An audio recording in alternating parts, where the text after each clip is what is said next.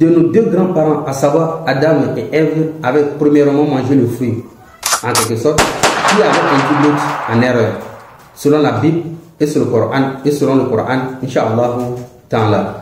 Selon la Genèse 3, à partir du verset 1, il est dit: le serpent était le plus rusé de tous les animaux des champs que l'Éternel Dieu avait fait. Il dit à la femme: Dieu a-t-il réellement dit, vous ne mangerez pas de tous les arbres du jardin? La femme dit au serpent. Là, on constate une conversation entre la femme et le serpent selon la Genèse 3 au verset 1. Alors au verset 6, il est dit: la femme vit que l'arbre était bon à manger, agréable à la vue et propre à donner au discernement. Elle prit de son fruit et en mangea. Elle en donna aussi à son mari qui était avec elle et il en mangea.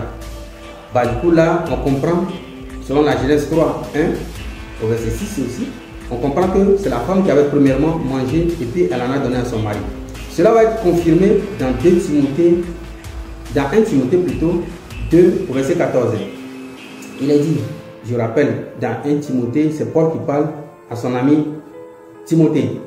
Il dit: et ce n'est pas Adam qui a été séduit, c'est la femme qui, séduite, s'est rendue coupable de transgression. Vous voyez un peu? Donc là, Paul, il fait savoir à quelqu'un d'autre que ce n'est pas Adam qui était le coupable, mais plutôt sa femme, et c'est sa femme qui l'a séduite. Alors, est-ce que Paul a raison ou pas? Cela va être vraiment, je ne sais pas si il doit dire réellement la parole d'Adam, mais cela va être toujours dans la Genèse 3, au verset 12. On va voir ce que Adam dira. Il dit, l'homme répondit, Adam dit, l'homme répondit: c'est la femme que tu as mise auprès de moi qui m'a donné de l'arbre et j'en ai mangé. Vous voyez un peu?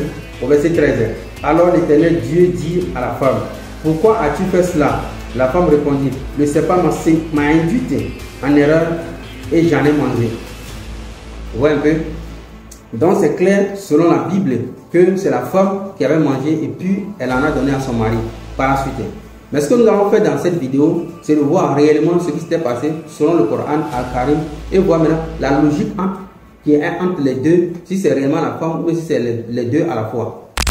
Avant d'arriver là-bas, cette théorie, elle a engendré beaucoup de choses au niveau comment dirais-je, du statut de la femme dans la société. Du coup, juste depuis à l'époque des Juifs et jusqu'à l'époque de Paul et autres, on a cessé de restreindre la femme sur ses droits, on a cessé de malmener et de piétiner.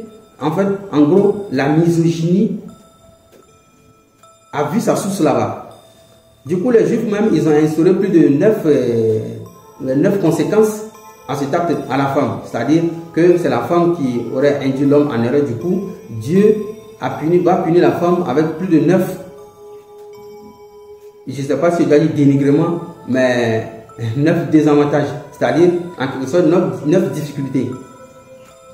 La femme va porter la grossesse avec douleur, elle va enfanter avec douleur, elle sera soumise à son mari, elle sera toujours à la charge des enfants, beaucoup de choses. Donc, du coup, pour eux, toutes ces activités de la femme là, toutes ces obligations de la femme là, ont eu source qu'à partir de la première dame qui aurait induit l'homme en erreur. Mais repartons dans le Coran pour voir si réellement il est légal, voilà, d'accuser la femme de la sorte et de lui imposer tous ces soi-disant malédictions de la part de Dieu, Inch'Allah Ta'ala. Tout simplement, parachutons dans le Coran, notamment dans la sourate 20 au verset 115 pour voir la narration de cette histoire. Est-ce réellement Ève qui avait induit son mari en erreur? Sourate 20 à partir du verset 115, il est dit: en effet, nous avons auparavant fait une recommandation à Adam, mais il oublia, et nous n'avons pas trouvé chez lui de résolution ferme. Au verset 116. Et quand nous dîmes aux anges, prosternez-vous devant Adam, il se prosternait, excepté Iblis qui refusa. Alors nous dîmes: ô Adam, celui-là est vraiment un ennemi pour toi et ton épouse. Celui-là est vraiment un ennemi pour toi et ton épouse. Prenez garde qu'il ne vous fasse sortir du paradis, car alors tu seras malheureux. Car tu n'y auras pas faim, ni ne seras nu. Tu n'y auras pas soif, ni ne sera frappé par l'ardeur du soleil. Au verset 120.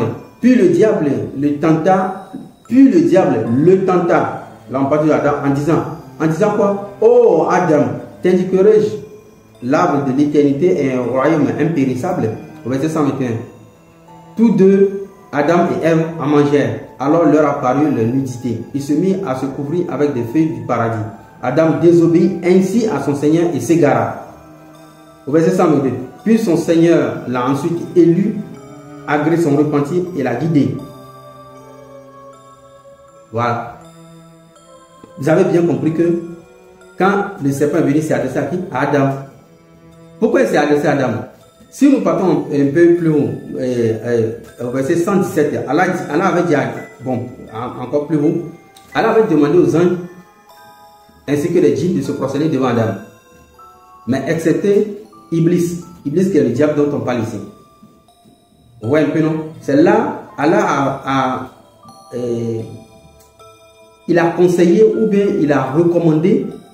Alors, pour faire comprendre. C'est là Allah a fait savoir à Adam que Iblis, le diable là, est ton ennemi. Prends garde à ce qu'il ne te fasse pas sortir du paradis. Donc, le Dieu, l'omniscient, lui sait que le fait qu'il avait imposé à Iblis, le diable, de se prosterner devant Adam et puis il avait refusé, bah du coup, le Dieu, l'omniscient, il sait que le diable voudra des représailles. Bon, suite à cela, il va maintenant mettre en garde Adam sur cela. Bah, quand le diable va venir, il va s'adresser à qui? À Adam. Parce que c'est devant lui que Allah avait demandé de se prosterner. Du coup, le diable avait un problème avec Adam. Vous voyez un peu? Et il va vouloir égarer Adam. Parce qu'il a vu que Dieu a trop donné d'importance à Adam. Effectivement, aujourd'hui, quand on parle, on dit non, l'homme est méchant, l'homme est comme ça. Il faut faire du bien à l'homme. L'homme ne fait pas du bien. Mais toujours on dit l'homme, l'homme, l'homme, l'homme. On ne dit jamais la femme. Vous voyez un peu? Alors que quand on dit l'homme, ça inclut les deux. Vous voyez un peu? Quand on dit l'homme, ça inclut les deux. Même quand on dit l'humanité, il y avait le quoi? L'homme. Vous voyez un peu? Donc, l'homme est toujours dans cet avantage-là. Qu'a reconnu le diable là, bah, on a compris que ce n'est pas la femme qui avait mangé et puis elle en a donné à son mari, mais c'est plutôt les deux. Parce que quand on lit le texte, il est dit, par exemple, tous deux en mangèrent, au verset 121, tous deux en mangèrent, au verset 121 plutôt, tous deux en mangèrent. Voilà, tous deux en mangèrent. Ouais, c'est les deux. Donc il n'y a pas question de l'autre à manger puis dans le tas de non. Vous voyez un peu?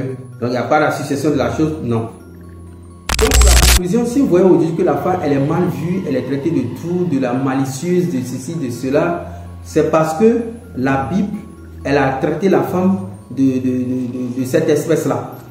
Bah, du coup, les Juifs l'ont adopté et Paul aussi va l'adopter. C'est ce qui va même donner naissance, qui va engendrer beaucoup de lois beaucoup plus dures pour la femme.